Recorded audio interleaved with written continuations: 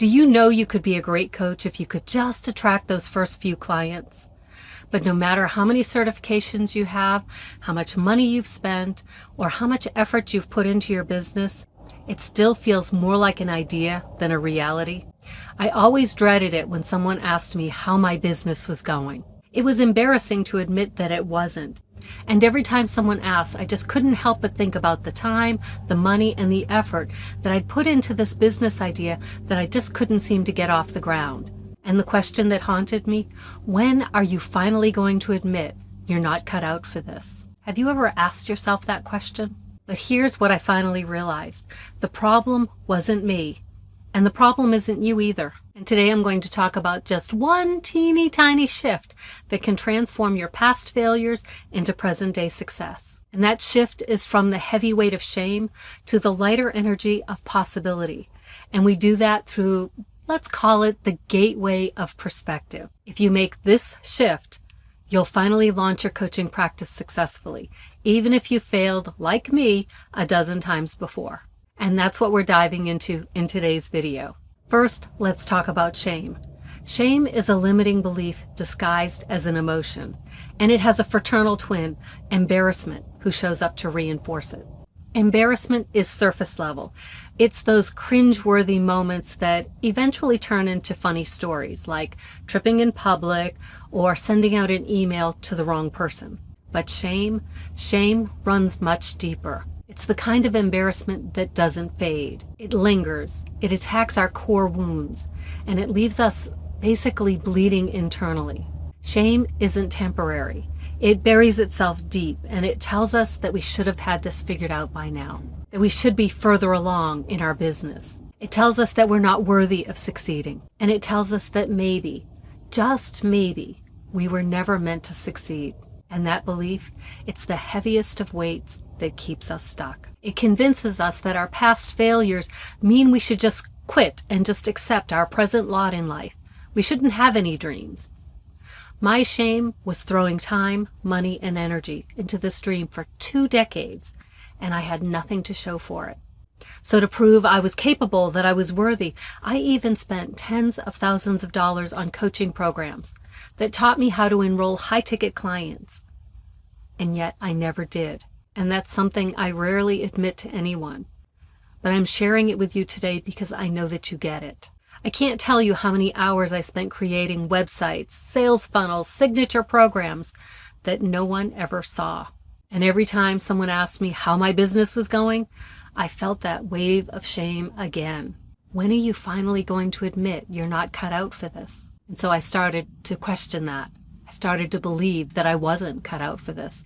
And I started to deny my desire to create a business that would change lives and provide for me financially. Now, maybe you haven't spent $8,000 or $10,000 on coaching programs, but you've definitely invested time, energy, and your heart and soul into things that didn't work. How do I know this? If everything had gone the way you planned, you wouldn't be here searching for answers. But you are here, and that means you haven't given up. And that's important, and I love that about you. So here's what we need to do. We need to shift that emotion of shame into something that moves us forward instead of holding us back. And that shift starts by taking a closer look at our perspective. So let me ask you something. Do you think it's inherently wrong to want something more than the people around you believe is possible? Do you think it's your fault if you don't know something? And do you think it's your fault if you don't do something that you don't even know how to do? Let me know in the comments if any of those strike a chord with you.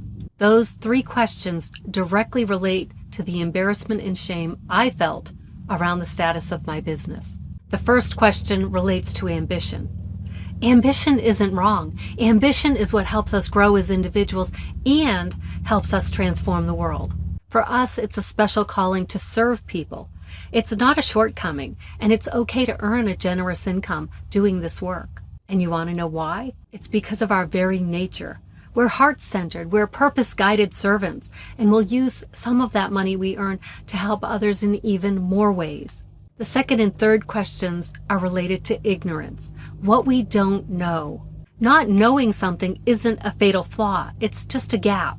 Ignorance is an aspect of humanity that can even fuel our ambition to learn more and to grow into more than what we are. And once we identify what we don't know, we can find the means to learn it. We can find the people who are doing what we want to do and follow their example. Do you see the connection here? When it comes to our business dreams, we aren't the problem. We are the solution. So instead of feeling ashamed of who we are and what we don't know, we can focus on our strengths and fill in those knowledge and skill gaps. And when it comes to our coaching, our healing practices, can you guess what the biggest gap is? Let me know what you think it is in the comments. In my opinion, from my almost 20 years of trying to get a coaching business off the ground and the dozens of coaches that I've met along this journey, the biggest challenge that we have, that biggest gap, is marketing our services, our programs, and our courses.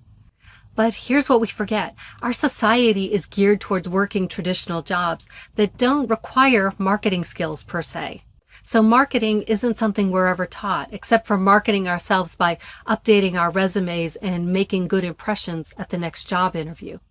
And let me tell you, I have learned a lot about how to promote my services over the years. But most of the strategies, they're designed for more outgoing, high-energy entrepreneurs who thrive on networking events, non-stop social gatherings, and discovery calls. And those strategies, they really don't work for quiet, socially awkward people like me. If they haven't worked for you either, I want you to know that's nothing to be ashamed of. You aren't broken and you don't need to be fixed. There are ways for you to promote your services in a way that feels both authentic and mostly comfortable for you. We are going to have to stretch a little bit. But if those deep-rooted feelings of shame have stopped you from taking action, what would happen if you replaced shame with courage? The courage to believe in yourself again. The courage to believe that your heart-centered calling to serve is exactly what you were born to do. The courage to discover the marketing strategies that may buck the latest trends, but will actually work for you. Because here's what I invite, I encourage, and I challenge you to realize. The shift that changes everything is moving from that weight of shame and embarrassment to the lightness of possibility and potential. And in order to do that, we have to first disrupt the belief that failure is something to be ashamed of. So here's the reframe. What if you think of everything you've tried in the past, not as failure, but as valuable experience? Think about it. Every time you've tried and failed, you've actually gained knowledge. You've learned what didn't work, and that means you're now closer to discovering what does work. Failing doesn't mean that you're out. It means that you're still in the game, still learning, still growing, still in the running for success. And that's where the game comes in, approaching marketing like a lighthearted experiment, where every attempt is just another way to learn and improve. And yes, you're going to have some laughable moments, like recording a heartfelt video only to realize there was no sound, or watching a post go viral, but it wasn't for your wisdom, it was for a hilarious typo. But remember, the energy of Caliwind includes a bit of lightheartedness. It means not taking yourself so seriously. So when these moments happen, ask yourself, so what? Who cares? And the answer? Almost no one. But you know what does matter? That you keep going. You're here to make an impact, and your impact is much bigger than a typo. And your dream is more important than any tech glitch. Now that we've reframed failure as experience, let's talk about how to apply that mindset shift to marketing, because that's where most coaches and healers get stuck. Marketing might feel overwhelming now, but at one time, so did tying your shoes, so did riding a bike, so did learning how to drive. The more you practice, though, the easier it became, and marketing is no different. Marketing success, it's not about getting lucky. It's about learning and practicing a variety of skills to find the ones that work for you best. So instead of dreading marketing, what if you treated it like an experiment, a chance to explore and discover what style actually fits you? So here's what I recommend. Pick one strategy, stick with it long enough to truly experience it, and then decide if it energizes you or drains you. The key here is decide based on how you feel while creating that piece of content, whether it's a written post, whether it's a video, whether it's an audio recording. And don't base your decision on results.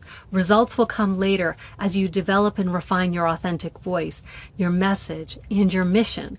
So put on your blinders and stop paying attention to the latest marketing trends until you feel comfortable and confident and are consistently practicing this one activity. Because you need to go through the growing pains, get comfortable with it.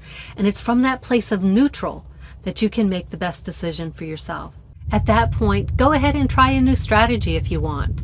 Maybe it's the latest trend. Maybe it's one that feels a bit beyond your current skill set. Maybe it's something that will push you outside of your comfort zone, like video, anyone? When you try a new strategy or content type, one that feels uncomfortable, I want you to be okay with the idea that you're going to create at least one memorable, embarrassing story that you'll be able to laugh about later. Because if you don't embarrass yourself occasionally, you're not trying hard enough. You're not stretching yourself hard enough.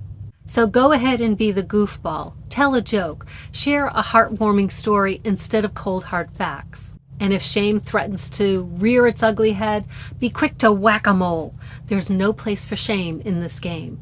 If you're awkward but sincere, your clients will relate to you because they know how that feels. And they'll look at you and they'll say, wow. Look at her. Look at the courage. Look at the strength. Look at the lightheartedness. She's someone I want to work with. And remember that every awkward first post, every imperfect video, every unexpected mistake, these are all part of your journey. These aren't failures. They're stepping stones. They're proof of growth, proof of your courage, proof that you're in this game. The coaches and healers who fill their practices, they aren't the ones who start out perfectly. They're the ones who try something, they adjust, and they learn. So give yourself permission to play, to experiment, and find out what works for you.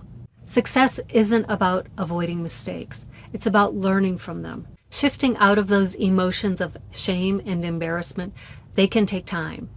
Action is what's going to make the difference. And the best way to take action is to step into a space where you can learn, you can experiment, and you can grow without pressure. I found a program that changed the way I approach marketing. It's like a playground for learning social media marketing skills, and it builds real confidence in the process. And I talk about it in this video right here. Go ahead and check it out.